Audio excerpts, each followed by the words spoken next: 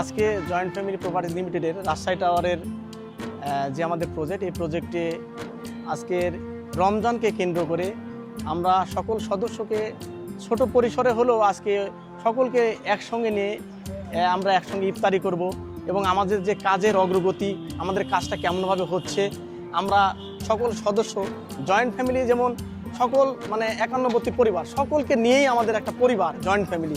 এই পরিবারের যে সকল সদস্যরা যুক্ত আছে তারা আসবে, তাদের নিজের কাজটা দেখবে কিভাবে হচ্ছে, কিভাবে আমাদের এই পাইলগুলো করা হলো, পাইল পরবর্তী সময়ে কিভাবে কলমগুলো উঠতেছে, কিভাবে ঢালাইগুলো হচ্ছে, যেমন আমার এখানে রেডিমিক্স দিয়ে ঢালাই হয়েছে, কিভাবে ঢালাই হচ্ছে, কাজের গুণগত মানের দিক দিয়ে কেমন ঠিকমতো কিউরিং হচ্ছে কিনা, প্রত্যেকটা প্রজেক্টের সকল সদস্যকে একত্রিত করে একটা মিলন মালার মতো একে অপরের কৌশল বিনিময়, কে কেমন আছে, কে কোথায় আছে, কাজের অগ্রগতি, এগুলোই আমরা মূলত দেখাশোনা করি এবং এগুলোর জন্যই আমরা মূলত এই সকল আয়োজনগুলো করি।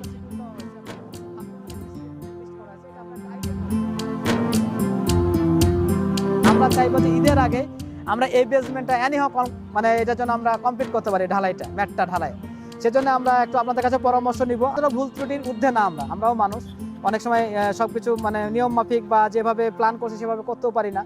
তারপর আপনার যদি কোনো পরামর্শ থাকে সেটা দিবেন, আমরা নোট নিব আর কি, সে মাফিক কাজ করার চেষ্টা করবো। আমি একটাই চাইবো, যারা শেয়ার হোল্ডার আছে তারা আমাদের এখানে যুক্ত হন, সংযুক্ত হন, দেখেন কাজ কীভাবে হচ্ছে, একটু কাজে সম্পৃক্ত হওয়া। এটা নিজের ভবনে কাজ হচ্ছে, এটা জয়েন্ট ফ্যামিলি, একজন উদ্যোক্তা, ঠিক আছে।